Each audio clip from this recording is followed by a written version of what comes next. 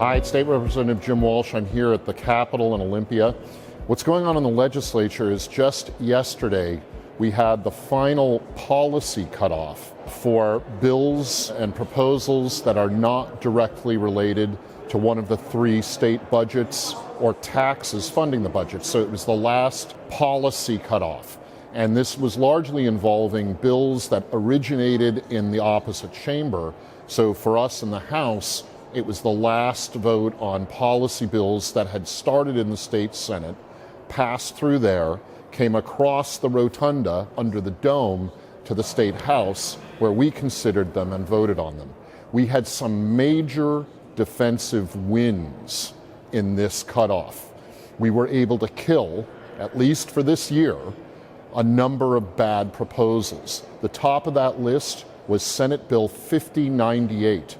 One of the egregious, unconstitutional anti-gun rights bills that would have restricted or added to the list of restrictions where Washingtonians can carry firearms openly and legally. It was a silly bill with constitutional defects all over it. It was initially a top priority of the various left-wing, billionaire-funded special interest groups that hate gun rights.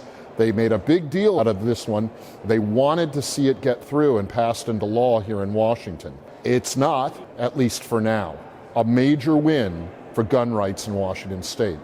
Another bill that we were able to knock down and stop so it will not become law, at least anytime soon, was Senate Bill 5068, a highly controversial proposal that would have allowed non-citizens to become law enforcement officers, prosecutors, and other first responders here in Washington state. Highly controversial because on principle, many constitutionalists don't believe that non-citizens should be in a position of arresting citizens in any scenario. Now, some local law enforcement agencies do make such arrangements, but this proposal would have made it state law that all were obligated to. It was highly controversial. I probably received as many phone calls and emails and text messages about this proposal as any I'd gotten recently, and we were able to stop it. It did not pass off the floor of the House. It will not become law anytime soon. There were a couple of other major wins as that deadline approached. There was a bad state Senate bill that would have allowed juvenile offenders to basically not go to juvenile hall, not go to any sort of prison. And that could have included violent crimes. Youthful people, young people, juveniles who committed violent crimes would have spent no time in any kind of prison or juvenile hall. A bad idea. We were able to knock that one down. And there were a number of other bills we were able to stop in their tracks because we, the people who've read the Constitution, people who are conservative, either philosophically or fiscally, we were able to stand together and in fact draw a number of our colleagues from across the aisle to join us in opposing these bad proposals out of the state Senate. It's always hard to articulate defensive wins. As you've heard me say before, it's kind of like a power play in ice hockey when you're on the short end of the power play. You generally define your success by how many shots on goal you knock away. And that's kind of what we did last night, and we did it very well, stopping a few of those bad proposals in their tracks. But we can't celebrate for too long. The attention turns immediately to the budget and fiscal bills. There will be detailed and complex negotiations around the three state budgets, operating, the biggest, transportation, and capital construction.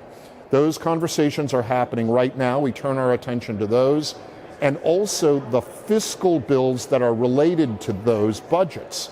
By fiscal bills, of course, I mean tax proposals. And you know them, we've talked about them before. There are a number of horrible tax hike proposals that are still alive as part of the budget negotiation process. Some of those include increases to your property taxes, increases to the business and occupation B&O tax, increases to payroll taxes, And yes, some of the progressive left have even brought up as a zombie bill the so-called wealth tax, which is much more likely to hit middle-class people than wealthy people. So all the bad tax deals are still on the table, and we'll be working very hard to knock those down in the closing few weeks of the legislative session. As I've said before, you've heard me say it, I don't believe any increases to state taxes are necessary.